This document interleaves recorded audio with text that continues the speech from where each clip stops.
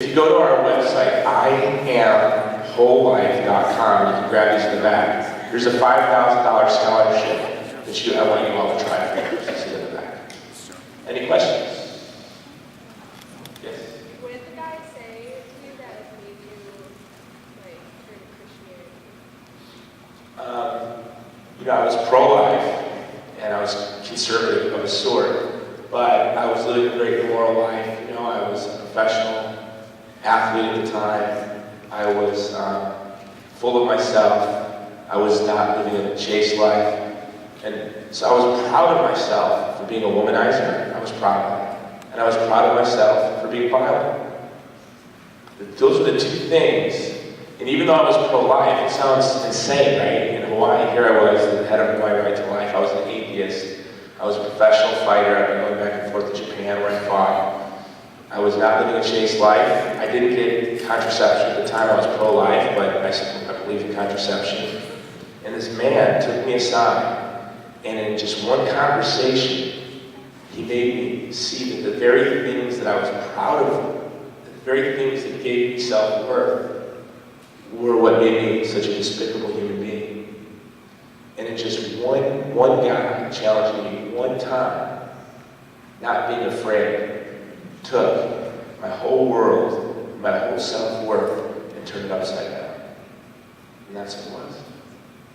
It was a long process to try to come to grips with, this. And that was in 1998. I wasn't baptized, confirmed until 2003. But it was that one man in 1998 who challenged me. Yes?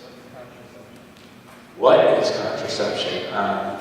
Anything that's, the birth control pill, condoms, and the morning after pill. A lot of things that they call contraception in our society, like the birth control pill, the morning after pill, RE46, they're actually abortion-causing drugs.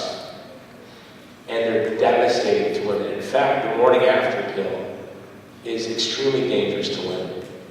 And as a man, any man would allow a woman that he cares about to take the birth control pill, the morning after pill, or RE46 is a really pathetic example of what it is to be a man.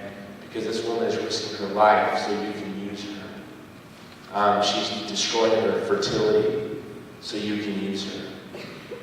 So it's very important that we also have the courage to speak out against contraception. Now we also need to be prudent.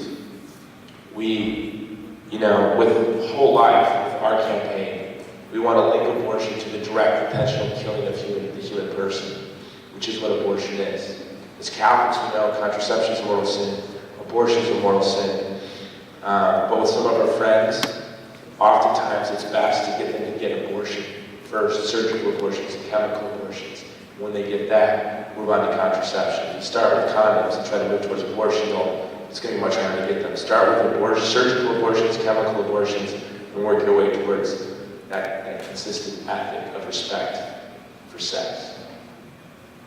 Yes? What did one man say to you that Well, he knew me, and I might scandalize you, but he knew me, and he challenged me. He was pretty point blank. He said, "A real man protects women. You're trying to keep a promise to end an abortion, but who knows how many other abortions you're going to be responsible for because of how you're living your life. Maybe they're not going to tell you, or think of the impact." As strange as it sounds now, I didn't get chastity at all. I wasn't raised Christian. I was actually raised at home, with a dominant religious influences. My grandfather was a Scientologist. Didn't go to church a day in my life. I was raised in a house that encouraged me at a very early age that sex was no big deal. And so it was by grace, I think, that I eventually really got it. But at the time, he used my desire, to end abortion and protect women, to show me how I was actually hurting and using women. And I had broken up with the girl who I really hurt. And he used that as an example. Bella was awesome and pretty much impossible to top, but are you guys working on any more videos, sort of, maybe like it? We have 5 films in production. I was involved in the film as an associate producer called The Stoning of Soraya M. I don't know if any of you saw that. It's a powerful film. We have 5 films in production. One starting tomorrow, goes in production in 8 weeks. And that should be in theaters in about 18 months. Awesome. I invite you to have a movie in Michigan. We need employment.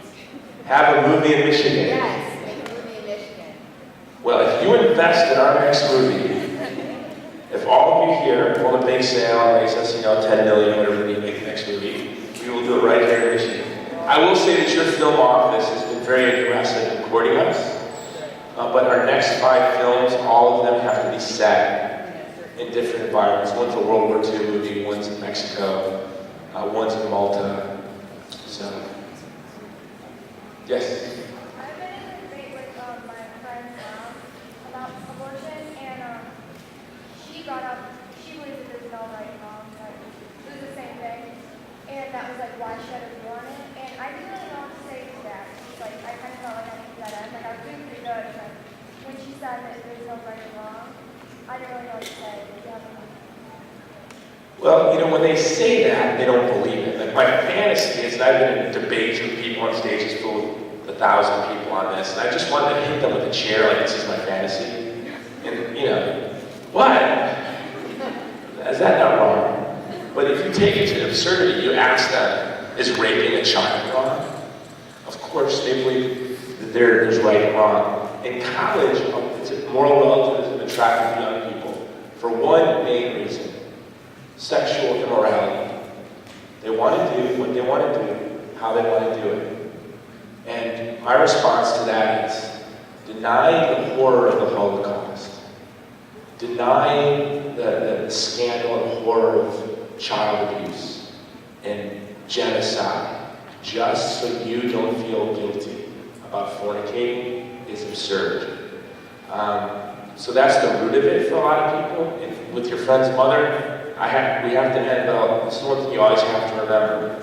If this was a group of adults, each of these chairs, instead of representing a child who was destroyed from abortion, would be somebody who had an abortion. And so whether it's your own family or your friend's parents, you know a lot of people who have been involved in abortions. And so when you see people who get really upset, really aggressive, really belligerent, it's because you're reminding them of the most painful experience in their life. But because that is true, that's why we have to speak out against it. Because when they deny the pain abortion has caused them, they're just making it possible for their daughters to have abortions. Thank you very much. God bless you.